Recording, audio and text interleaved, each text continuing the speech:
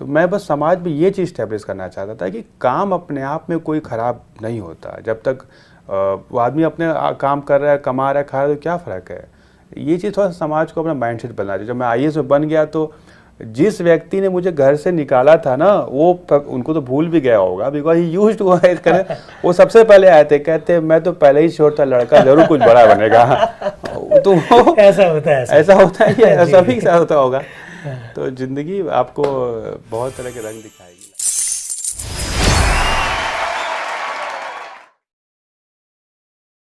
सबसे इम्पोर्टेंट चीज़ क्या होती है, लाइफ खुद अपने आप में इम्पोर्टेंट होती है। सबसे इम्पोर्टेंट होती है कि लाइफ का होना जी। ये एक्सपेक्टेशन, सोसाइटी, स्टेटस, समाज, ये सब तक है जब तक लाइफ है। लाइफ का एग्जिस्टेंस ख़त्म हुआ तो सब अपने आप ख़त्म हो जाएगा।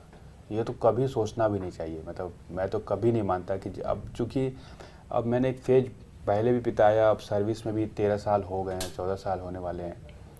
ये सबसे इम्पॉर्टेंट है कि लाइफ होनी चाहिए। कई बार आपको लगता है कि सक्सेस आपको इस चीज़ के लिए, आप हो सकता है आप इस चीज़ के लिए बने ही नहीं थे, हो सकता है लाइफ में कोई और बेटर चीज़ आपका वेट कर रही हो।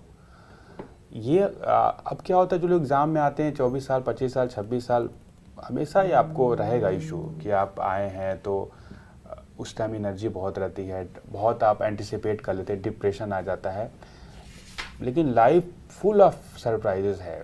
मैंने कई लोग को देखा कि सिविल सर्विस में आए थे, नहीं हुए, फिर लेकिन वो मेहनत करना नहीं छोड़े, किसी और सेक्टर में चले। कई तो मेरे फ्रेंड थे जो एक दो नहीं भी हुए, वो बाद में यूएन चले गए, यूनाइटेड नेशन ने उनको बुला लिया था किसी रिसर्च के एस्पेक्ट में। अब दुनिया तो बहुत चेंज हो गई। अब तो आपको भी सारे, कई बार हम लोग जो छोटे शहर के लोग हैं उनको अपॉर्चुनिटी नहीं पता चलती थी, इन्फॉर्मेशन नहीं होती थी, बट आईटी टेक्नोलॉजी में तो बिल्कुल रिवोल्यूशन ला दिया है जी। तो ये कभी नहीं सोचना चाहिए कि ये चीज़ ख़त्म हो गया। लाइफ हमेशा आपके लिए सरप्राइजेज रखेगी। डिप्रेशन की जहाँ तक बात है, ये कभी कभी असफलता को आप हैंडल ना कर पाए, या सफलता भी कई लोग हैंडल नहीं कर पाते। मैं आपको दोनों बता रहा हूँ। कई बहुत सक्सेसफुल लोग भी आपको डिप्रेशन में दिखेंगे, आप जाकर देखेंगे तो कई बड़े बड़े लोग भी डिप्रेशन की दवा खा रहे हैं जी। हर चीज़ को हैंडल करना आपको बिल्कुल आना ही चाहिए। मेरा रिक्वेस्ट प्राइवेट सेक्टर से यही रहेगा कि इस समय जो वीकर सेक्शन है उसको सपोर्ट करते रहना चाहिए, क्योंकि स्पेशली उनकी लाइवलीनेस का, क्योंकि मैंने तो पेन बहुत फील किया है जी।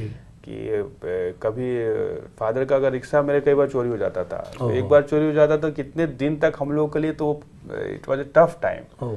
तो वो अभी तो कितने लोग काम रोजगार बंद हो गए होंगे। तो गवर्नमेंट ओवरऑल तो करेगी, बट आप सही बोले, सोसाइटी और पॉपुलेशन हमारी इतनी ज़्यादा है, प्राइवेट सेक्टर को बिल्कुल ही स्पेशली लाइवलीनेस पर फोकस करना चाहिए गरीब तबके के जी। आज मैं हमेशा ये बात बोलना चाहता था कि देखिए, किसी के बैकग्राउंड को देख कर, देखिए हर आदमी काम करता है, चाहे वो सफाई करने वाला है, चाहे रिक्शा चला रहा है, वो काम करता है। जब तक डिग्निटी से काम कर रहा है उसकी वैल्यू उतनी होनी चाहिए थी।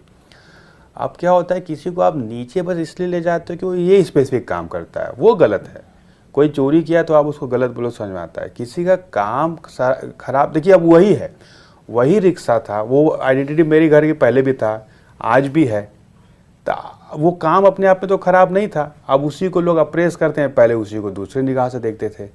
तो मैं बस समाज में ये चीज़ स्टैब्लिश करना चाहता था कि काम अपने आप में कोई ख़राब नहीं होता। जब तक वो आदमी अपने काम कर रहा है, कमा रहा है, खा रहा है, तो क्या फ़र्क है। ये चीज़ थोड़ा समाज को अपना माइंडसेट बनना चाहिए। जब मैं आईएएस में बन गया तो जिस व्यक्ति ने मुझे घर से निकाला था ना, वो उनको तो भूल भी गया होगा, बिकॉज ही यूज्ड टू करे। वो सबसे पहले आए थे, कहते मैं तो पहले ही श्योर था लड़का जरूर कुछ बड़ा बनेगा। तो ऐसा होता है, ये सभी के साथ होता होगा।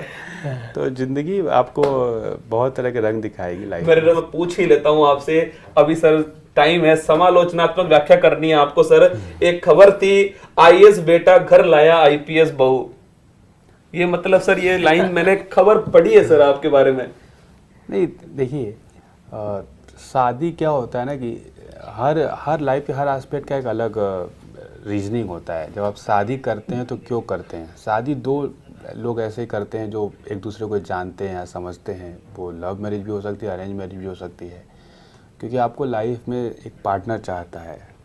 तो आईएएस आईपीएस से नहीं होता ये, मतलब क्या होता है, क्योंकि आप मिलते हो अपने ही ग्रुप में ज़्यादातर, तो कहीं ना कहीं आपको अपने सर्विस देख कर को नहीं होता है। एक्चुअली मैं आपको इसी रैशनैलिटी की बात बोल रहा था। आप शादी किससे करते हो? जिसको आप जानते हो। जानते किससे हो? जिससे आप मिलते हो। तो आप जब सर्विस में आते हो तो ज़्यादातर आप उन्हीं लोगों से मिलते रहते हो और फिर आपकी समझ डेवलप होती है। तो ऐसे लोगों से शादी हो सकते हो। कई बार आप देखेंगे आपको कई सारे टीचर मिलेंगे जिनकी वाइफ हो तो टीचर हो। तो ये टीचर से शादी नहीं करते, आप उससे शादी करते हैं जिसको आप जानते हैं। मैं एक टाइम अपने टारगेट में इतना ज़्यादा इन्वॉल्व हो गया था कि उसी अगस्त सितंबर में मेरे फादर की तबीयत थोड़ी ख़राब ज़्यादा हो गई थी।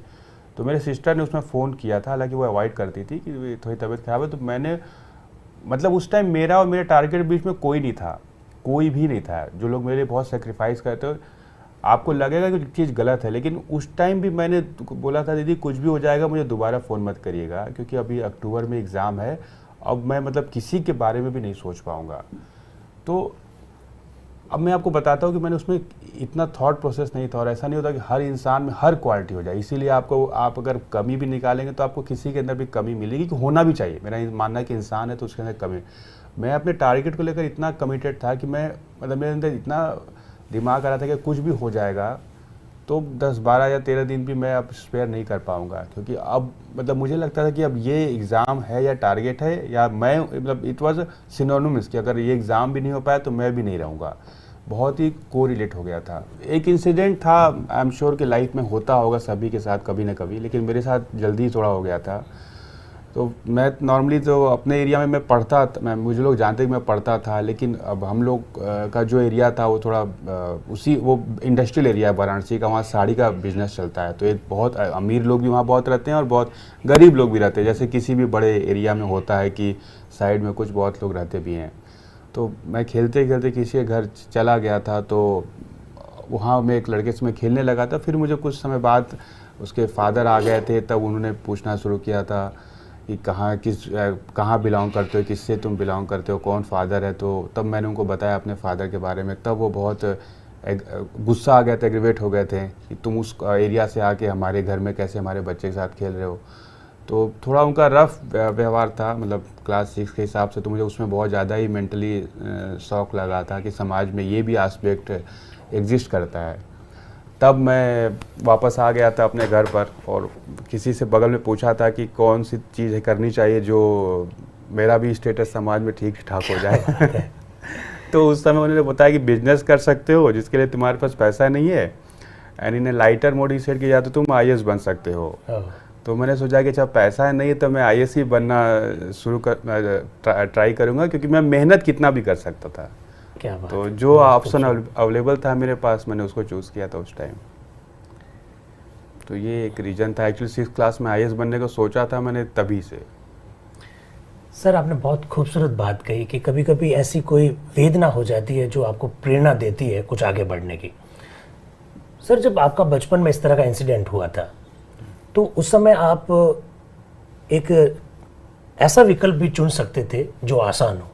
ये एक कठिन विकल्प का आपने चयन किया। जैसा मैंने कहा कि भारत की सबसे बड़ी प्रशासनिक सेवा है और सबसे बड़ी प्रशासनिक सेवा है, देश 130 करोड़ का है, इतने सारे युवा हर वर्ष उस एग्जाम को देते हैं। तो सर आपके मस्तिष्क में ऐसा क्या चल रहा था जिससे कि आपको लगा कि आप दुनिया की, भारत की सबसे बड़ी प्रशासनिक सेवा को क्रैक कर लेंगे? देखिए जो लोग बड़ा कंफर्टेबल पोजीशन में रहते हैं ना, ऑप्शन उनके लिए होता है। मैंने तो हमेशा, बहुत खूबसूरत बात कही, मैं हमेशा ये ऑप्शन में कभी बिलीव नहीं करता था। एक्चुअली मैंने हिस्ट्री भी इसलिए लिया था क्योंकि मेरे बगल में एक संतोष कुमार थे, उन्होंने तैयारी कर लिया था, तो उनकी हिस्ट्री की बुक्स खाली थी। अगर मुझे वो सिविल इंजीनियरिंग की बुक दे देते तो मैं उसकी भी तैयारी करता। क्या बात। तो सब्जेक्ट या उस टाइप का चीज़ को मैंने कभी सोचा नहीं था। ये सब मेरे लिए इररिलेवेंट था कि मैं कौन सा सब्जेक्ट लेता हूँ। मुझे जहाँ जो टीचर मिल गए, जहाँ जो बुक्स मिल गई, मैं वही ऑप्शनल उठा लिया था। तो ये सब इस चक्करों मत पड़ेगा कि कि मैं एक बार कहीं दिल्ली यूनिवर्सिटी में बोलने गया तो एक लड़के ने पूछा कि कौन सा सब्जेक्ट लूँ। मैंने कहा एटलीस्ट इतनी अच्छी सिचुएशन तो है कि तुम ये सोच सकते हो कौन सा सब्जेक्ट लूँ। ये भी एक भगवान ने तुम्हें अच्छा समय दिया है कि you can choose between the subject. तो कठिन और सरल की बात तो आप पर डिपेंड करता है ना। एक बाल्टी है, आप उसे उठा सकते हो, आप कमज़ोर हो, आप बाल्टी को थोड़ी बोलते हो कि तुम, ये हमारा नॉर्मल लैंग्वेज है, बाल्टी भारी है। एक्चुअली आप कमज़ोर हो, आप जिस दिन मजबूत हो जाओगे बाल्टी आप उठा लोगे। कितनी खूबसूरत बात कही सर आपने, बहुत ज़बरदस्त बात कही है कि हमारे जो मित्र लोग हैं, जो साथी लोग अभी सुन रहे हैं, आपको देख रहे हैं, उनके मन में ऐसे बहुत सारे प्रश्न आते हैं। सर मैं क्या सब्जेक्ट लो, क्या सब्जेक्ट नहीं लो। सर ने कितनी खूबसूरत बात कही कि मुझे हिस्ट्री का मेरे सामने ऑप्शन था इसलिए मैंने हिस्ट्री ले लिया। अगर उस समय हो सकता है कि मेरे पास कोई साइंस की किताबें होती, सिविल इंजीनियरिंग की किताबें होती, तो शायद मैं वो किताबें भी उठा लेता। और वो किताबें ना केवल उठा लेता, उन किताबों को पढ़कर मैं भारतीय प्रशासनिक सेवा में चयनित भी हो जाता। ये जिद है। और दोस्तों, अक्सर आप सुनते हैं जिद के आगे जीत है। मैं चाहता हूं कि आपकी ये करतल ध्वनि तब तक जारी रहे जब तक उनके पिताश्री नारायण लाल जायसवाल, उनकी बहन ममता जायसवाल, उनके बहनोई राजेश जायसवाल, परिवार से ये तीनों लोग हमारे बीच में हैं। मैं चाहता हूं कि जब तक वो हमारे बीच आए, आपकी हाथ तालियां बजाते रहें। दोस्तों,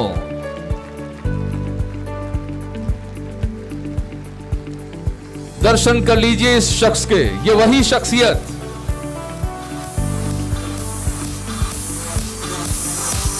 अभावों से जूझते हुए नारायण लाल जायसवाल ने अपने सुपुत्र को, अपने इकलौते सुपुत्र को आईएएस अधिकारी बनाया।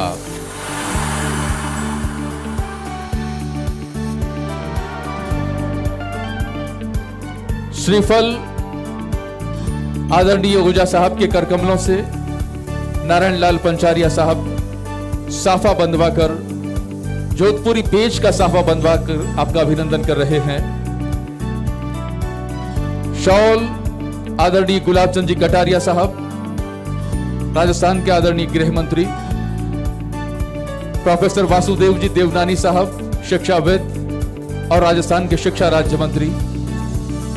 जोधपुर के लाडले सांसद गजेंद्र सिंह शेखावत साहब के हाथों 51,000 रुपए का नकद पर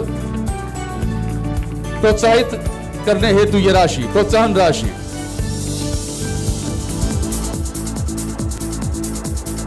क्या था कि अपने फैमिली को मुझे समाज में रिस्पेक्ट दिलाना था। आपके लिए कुछ और एस्पेक्ट हो सकता है। अगर आपकी फैमिली वेल सेटल है तो हो सकता है आपको, तब आप नेक्स्ट स्टेप पर जाएंगे। मैं उस टाइम जब 12 साल का था तो मैं कोई देश के बारे में नहीं सोचा था। मैं आपको फ्रैंक बता रहा हूँ, तब मेरे लिए फैमिली एक देश का यूनिट थी, तो मैं फैमिली के बारे में बहुत सोच के आगे बढ़ता था। जब आपकी फैमिली सेटल है तब आप अगले स्टेज पर जाएंगे, नेक्स्ट आप देश को बनेंगे। देखिए, लाइफ में कुछ बड़ा करने के लिए दो चीज़ होते हैं, रास्ता और उद्देश्य। या तो उद्देश्य बड़ा रखिए या रास्ता बड़ा रखिए।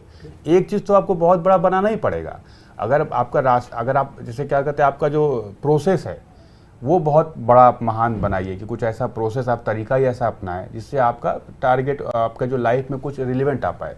अगर आप प्रोसेस नॉर्मल रखना चाहते हैं तो आप टारगेट को बहुत बड़ा बनाइए। अगर आपकी फैमिली सेटल है then you can think about next level, अपने देश समाज के बारे में सोच सकते हैं जी। तो कोई तो मोटिवेटर होगा, कहीं से तो आपको सोचना पड़ेगा, ये एस्पेक्ट है मुझे करना अपनी ज़िंदगी में। इस पूरे ज़िंदगी में नहीं, जो अब टाइम मिला है, जो भी जिसका लाइफ पीरियड है, किसी का 50 साल, 60 साल, 70 साल, कुछ तो रिलेवेंस खोजना पड़ेगा ना कि हमारा इस टाइम पीरियड में हमारा रिलेवेंस क्या है। उस वही रिलेवेंस ही मोटिवेटर है।